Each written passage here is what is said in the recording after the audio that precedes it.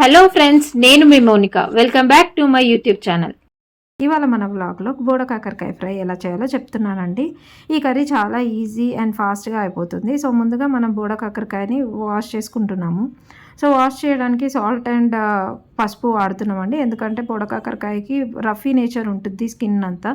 So అందులో బాగా dust ఉంటుంది. సో దాన్ని క్లీన్ చేయడానికి మనం బోడ కాకరకాయని పసుపు ఉప్పులో వేసి బాగా వాష్ చేసి క్లీన్ వాటర్లో వేస్తున్నాము. ఇక్కడ మీరు చూస్తున్నారు కదా, వాటర్ ఆల్రెడీ డస్టీగా ఉంది.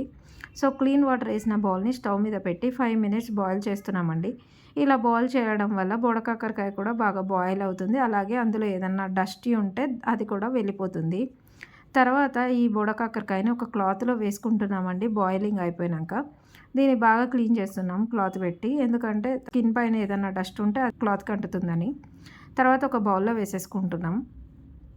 దాన్ని మంచిగా చిన్నగా కట్ చేసి పెట్టుకుంటున్నాము. ఇక్కడ నేను చిన్నగా ఈ సైజులో కట్ చేస్తున్నానండి. మీరు మీకు ఇష్టమైన సైజులో కట్ చేయొచ్చు. తర్వాత కర్రీ కోసం నేను ఇక్కడ 4 ఆనియన్స్ తీసుకుంటున్నానండి. ఎందుకంటే ఈ కర్రీ కొంచెం టేస్టీగా ఉండాలంటే ఆనియన్స్ కొంచెం ఎక్కువగానే తీసుకోవాలి.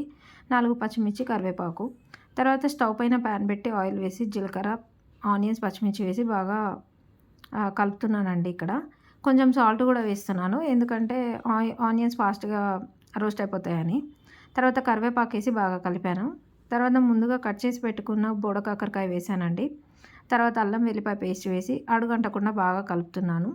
కాసేపు మూత పెట్టి కలిపి మళ్ళీ కాసేపు అయినాక మూత తీసి కలపడం అండి. ఇలా కలపడం వల్ల అడుగంటదు అండ్ మూత పెట్టడం వల్ల ఫాస్ట్గా ఫ్రై అయిపోతాయి.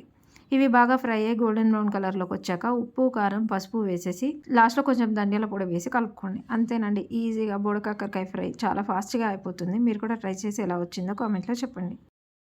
Thanks for watching. Please like, share and subscribe. Don't forget to ring the bell.